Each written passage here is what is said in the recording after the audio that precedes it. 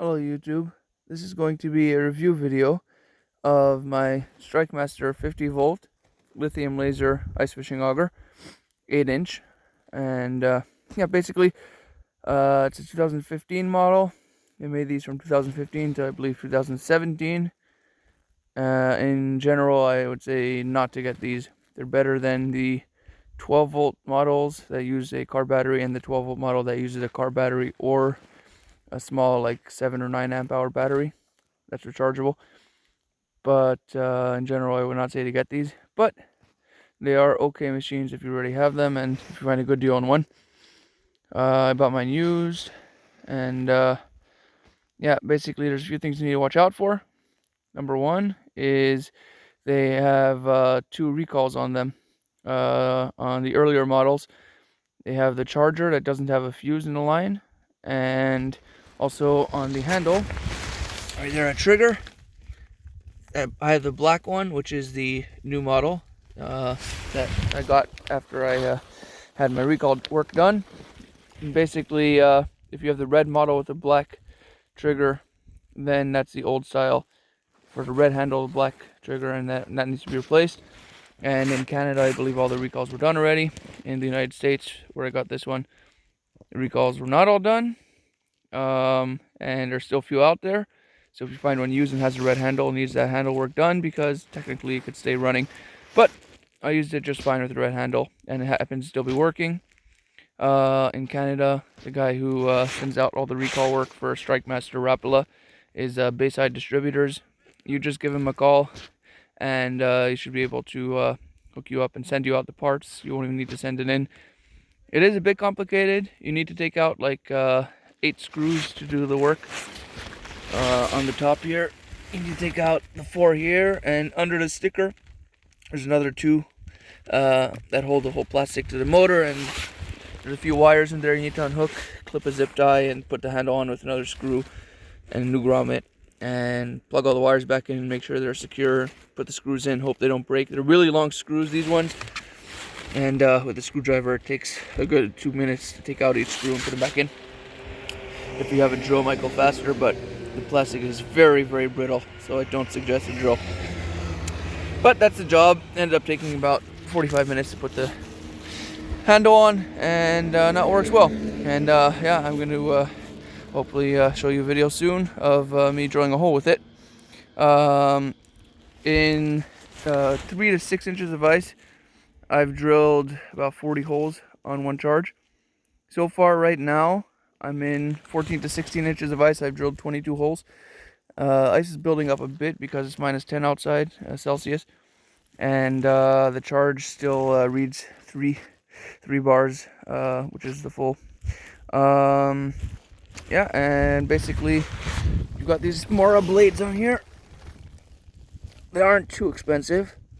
In Canada, they're like $60. In the States, I think they're $35 or $40 for the set of blades, and they're pretty simple to replace or to sharpen. It could be possible as well. Yeah, it comes off pretty easily. The auger, similar to a Jiffy style with the Allen head there. It's a smaller size though, and it doesn't feel as secure as a Jiffy. Overall, in general, this auger feels very flimsy. Just in the feeling, like you could feel like there's some looseness in the gearbox. There's some more tolerance or looseness between the auger and the output of the gearbox. Everything is cheap inside. The plastic is cheap and brittle, but overall it does work. They're pretty simple augers to use.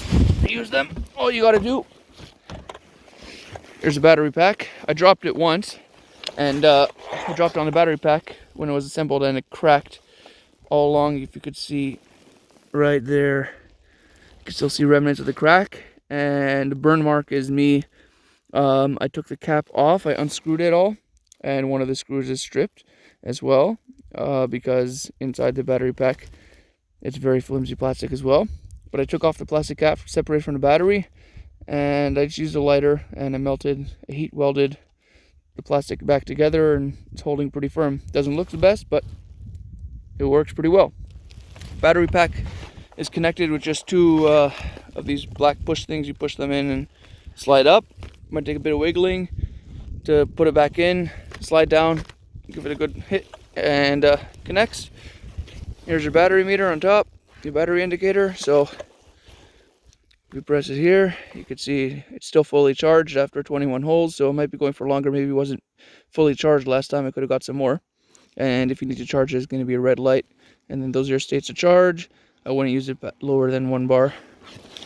Yeah, to use it, you push it in, and you wait till here to click, so the light's on, and then you just push the trigger, and it spins. It spins. If you've never used an electric auger before, like I haven't used one this powerful before, like a 40 volt or 50 volt. I haven't used them before. I've used the 12 volts, so I'm used to it, but basically it doesn't spin as fast as a drill. It's geared pretty low just to give you that extra torque, so don't be alarmed when it doesn't spin up pretty quickly with no load on it. And when you're done drilling your hole, right away, as soon as possible, just turn it off, because if you leave it on, it drains the battery pretty quickly. But yeah, I've been out here today on a lake.